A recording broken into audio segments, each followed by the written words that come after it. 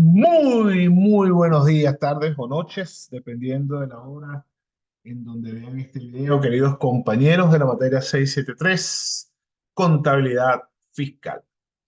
Bueno, vamos a continuar con estas llamadas clases, a falta de otro nombre, en donde estamos analizando todos los elementos importantes del libro 673, contabilidad fiscal, y que en su momento también estaremos iniciando o indicando las secciones prácticas.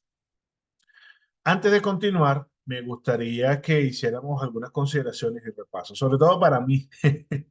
Si ustedes ven la fecha entre este video y el último, bueno, han pasado unos mesecitos. Quizás para ustedes son pocos minutos, pero para mí han sido algunos mesecitos y es bueno repasar lo que ya habíamos hecho muy brevemente y luego ir entrando en materia. Así que este video debería ser corto, debería máximo 20 minutos si acaso, ayudarnos a tener ese pequeño repaso. Bueno, ¿cuáles son las consideraciones que vamos a tener? ¿Qué es el ajuste integral? Bueno, o qué es lo que estamos haciendo ahorita. Este ajuste por inflación fiscal, mejor dicho, el ajuste por inflación fiscal es un ajuste integral.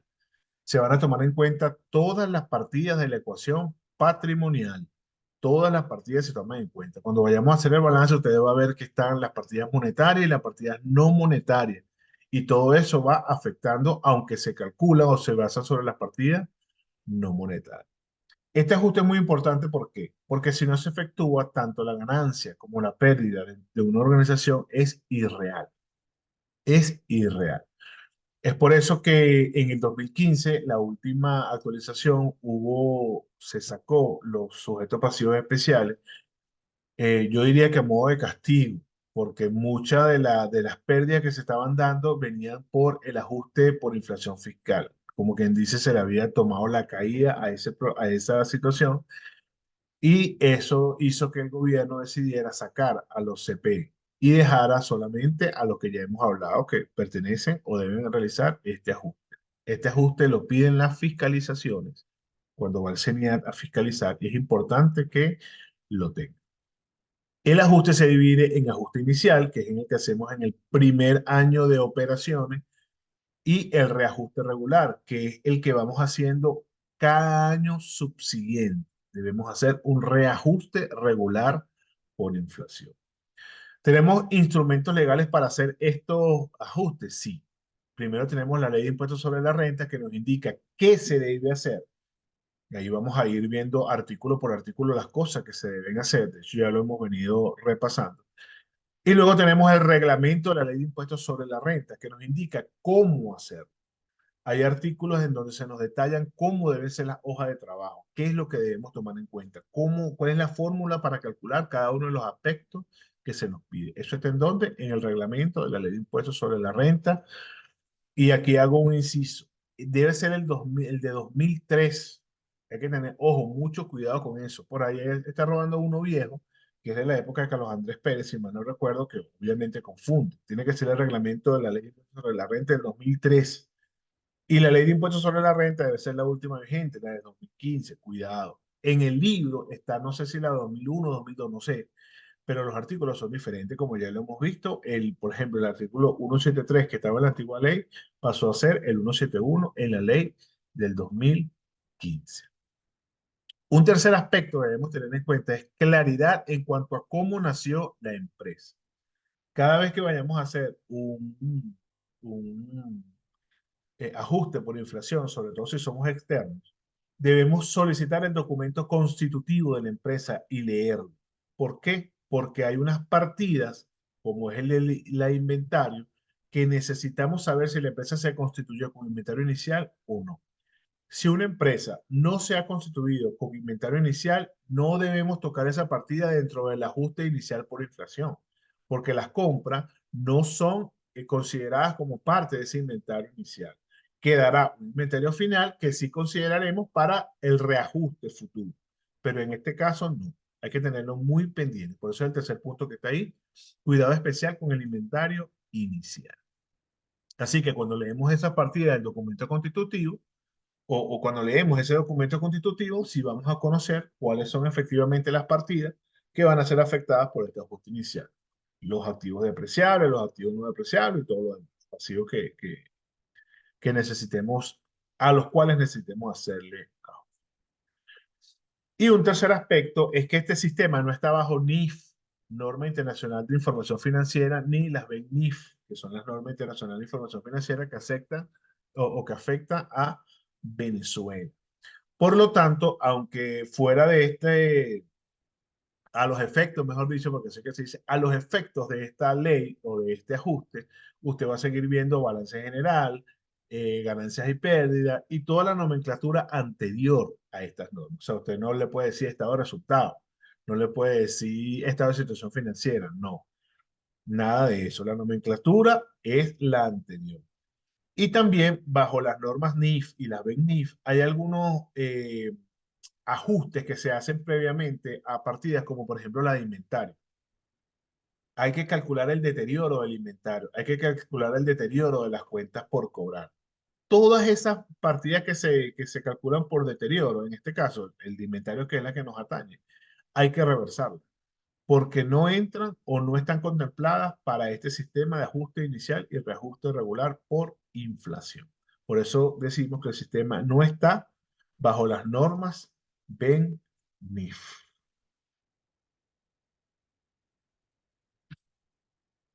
Volvemos, repasamos. Artículo 94 del reglamento de la ley de impuestos sobre la renta, que son los activos monetarios.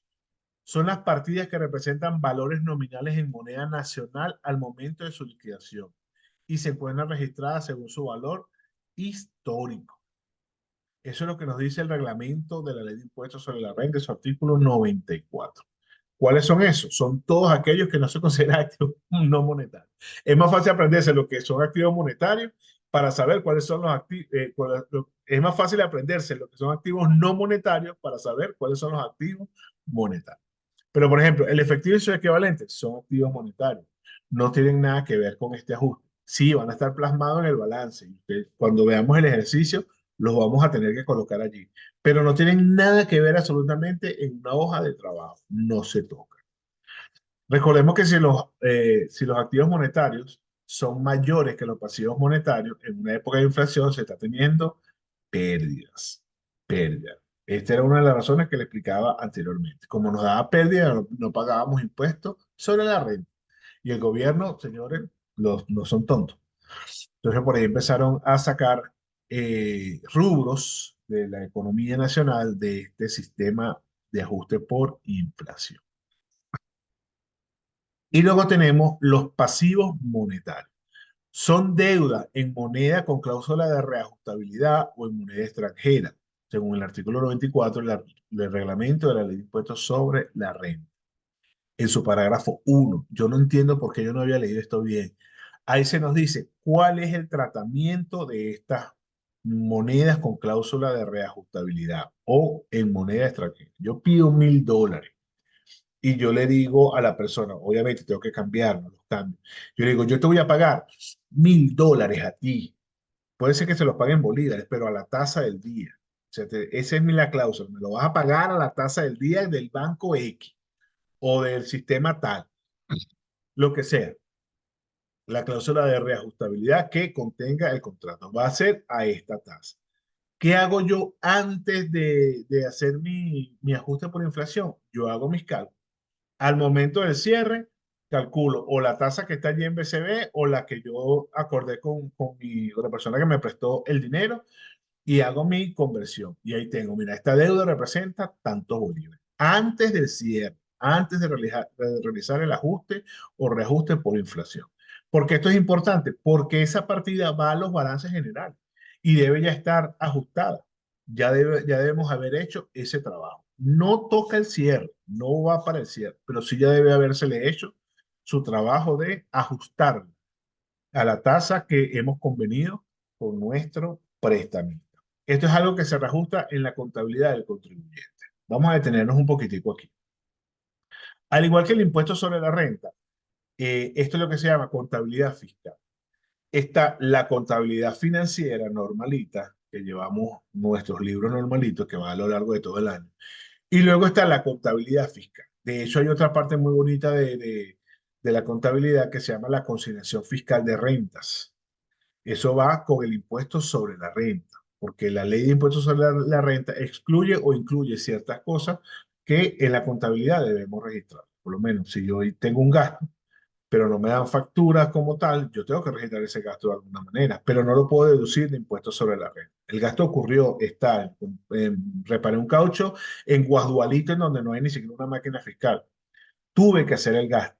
Eso ya está ahí, está comprobable, pero no tengo cómo registrar o cómo deducir los impuestos sobre la renta. Entonces, y la contabilidad financiera de la empresa que tengo por un lado no me va a coincidir con la contabilidad fiscal. Por eso es que se hace lo que se llama una conciliación. Lo mismo ocurre aquí. Todos estos pasivos monetarios se ajustan en la contabilidad del contribuyente, que no tiene nada que ver con la contabilidad o los libros fiscales que vamos a abrir para poder trabajar el ajuste inicial por inflación y luego el reajuste por inflación. Esos son libros aparte que no tienen nada que ver con la contabilidad financiera de la organización. De hecho, en el ajuste, lo único que usted va a registrar en la contabilidad financiera de la organización es el 3% ese que tiene que pagar por la inclusión en el sistema por los activos depreciables, que eso lo vamos a ver en la práctica. ¿Qué otras partidas se refieren a los pasivos monetarios? Bueno, los intereses cobrados o pagados por anticipado. Se ajustan a la tasa del cambio al final del periodo, registros como cargo o se registra como cargo o crédito diferido. Eso va afuera. Ni se dé mucha mala vida por eso. Eso simplemente se ajusta en la contabilidad del contribuyente antes de iniciar cualquier tema fiscal o los libros fiscales que van al ajuste y al reajuste por inflación. Entonces tenemos partidas no monetarias. Son partidas que deben ajustarse y reajustarse cada año subsiguiente. Deben existir en la contabilidad para ser susceptibles al proceso y se pueden agrupar en categorías para mayor trabajo o facilidad. Estas partidas, la ley me dice, estas partidas usted me las tiene que ajustar y luego me la va a reajustar cada año bajo el procedimiento que yo le voy a decir. ¿Cuáles son? De inventario, lo que incluye mercancías en tránsito también. Los activos fijos, que son los edificios, terrenos, maquinaria, mobiliario, equipo de construcción en proceso. Fíjense que hay el tercer punto, yo los puedo agrupar, yo puedo decir mobiliario e incluye todo eso ahí, si se quiere. No he visto hasta ahora en la ley que tenga que ser específico un mobiliario. Yo pudiera agruparlo siempre teniendo en cuenta el valor de cada uno en un libro auxiliar. Las inversiones. Bueno, esas inversiones permanentes, convertibles en acciones, cargos y crédito diferido. Eso también pudiera ser este, partidas no monetarias, al igual que las construcciones en proceso, que no está allí. Y los activos intangibles, otros activos intangibles que se puedan tener. ¿Cuál es el único requisito? Que existan en la contabilidad para ser susceptibles al proceso. ¿Por qué nos dice eso? Porque hay oportunidades en donde hay activos que están totalmente depreciados, que tienen su tratamiento especial, que ya salen de la contabilidad, no fueron reevaluados, ya salen de la contabilidad, pues automáticamente también deben salir del sistema de ajuste y reajuste por inflación, sin ningún tipo de inconveniente. Aquí hago también otro inciso para indicarles. ¿Qué ocurre cuando yo compro un activo fijo, por ejemplo, durante el periodo? Nada. Al final del periodo, yo lo voy a incluir, tan tranquilo como eso. Cuando estamos hablando del reajuste, voy a repetir la información. Ya yo hice mi primer año de ajuste inicial, en donde ya yo incluí en ese 3%, porque lo que quiero es mencionar el tema del 3%, incluí los activos depreciables que compré en ese año. Al año siguiente, cuando yo voy a hacer el reajuste, compré más activos. Bueno, ya eso los incluyo directamente, no tengo que calcularle 3%, a eso es lo que me refería.